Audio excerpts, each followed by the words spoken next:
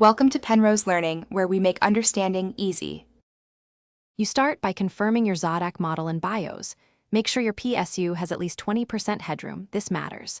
Once drivers are current, install GPU-Z and MSI Afterburner. They give telemetry and control. Now record stock clocks, memory speeds, voltages, and run a short stress test for baseline temperatures. When done, enable the safety limits in Afterburner and lower fan curves slightly to maintain stable temps. This first run prevents surprises and sets a reference for comparisons. You now push clocks methodically. Increase the core clock by about 15 MHz, then run a 5-10-minute stress test to check stability. Once core is stable, step memory in 50 MHz increments while watching for artifacts and driver resets. If you hit instability, add small voltage bumps, about 12 millivolts, and retest.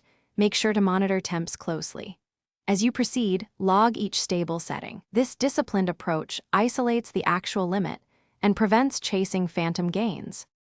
You finish by identifying the highest stable core and memory combination, then run a 1-hour benchmark to validate real-world stability. Save that profile in Afterburner.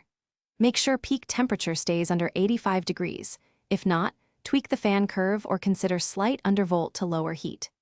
If crashes or artifacts persist, revert the most recent clock/voltage change, isolate memory with a dedicated test, and, if needed, update the card BIOS. One key troubleshooting tip. Thanks for watching. If this was helpful, leave a like and consider subscribing. See you next time.